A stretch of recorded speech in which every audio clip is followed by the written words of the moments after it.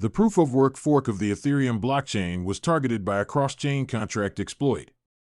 Post-Ethereum merge proof-of-work (POW) chain ETHW has moved to quell claims that it had suffered an on-chain replay attack over the weekend. Smart contract auditing firm Block SEC flagged what it described as a replay attack that took place on September 16, in which attackers harvested ETHW tokens by replaying the call data of Ethereum's proof-of-stake (POS) chain on the forked Ethereum POW chain.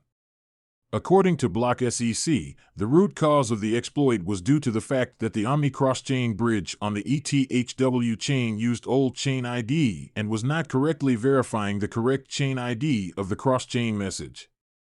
Ethereum's mainnet and test networks use two identifiers for different uses, namely a network ID and a chain ID, chain ID. Peer-to-peer messages between nodes make use of network ID, while transaction signatures make use of chain ID. EIP 155 introduced chain ID as a means to prevent replay attacks between the ETH and Ethereum Classic (ETC) blockchains.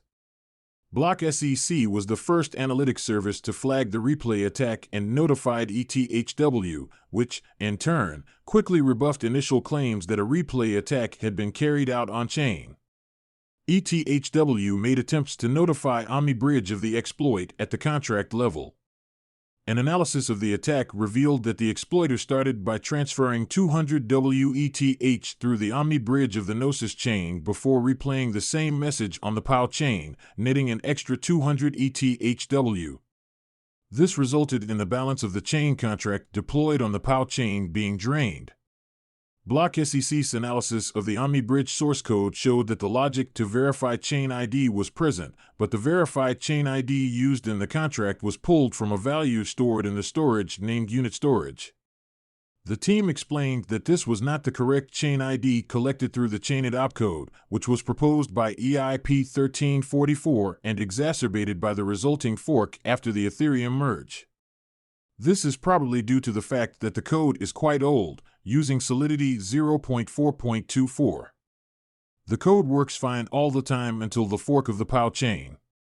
This allowed attackers to harvest ETHW and potentially other tokens owned by the bridge on the POW chain and go on to trade these on marketplaces listing the relevant tokens. Cointelegraph reached out Block SEC to ascertain the value extracted. Yajin Zhou, Block SEC CEO, said his team had not conducted an accurate calculation but highlighted a limit on wrapped ETH transfers, WETH, through the Omni bridge. The bridge has a limit on how many WETH can be transferred. The attacker can only get 250 ETHW per day. Note that this is only for this bridge contract. Such a vulnerability may exist on other projects on the Ethereum POW chain. Following Ethereum's successful merge event, which saw the smart contract blockchain transition from POW to POS, a group of miners decided to continue the POW chain through a hard fork.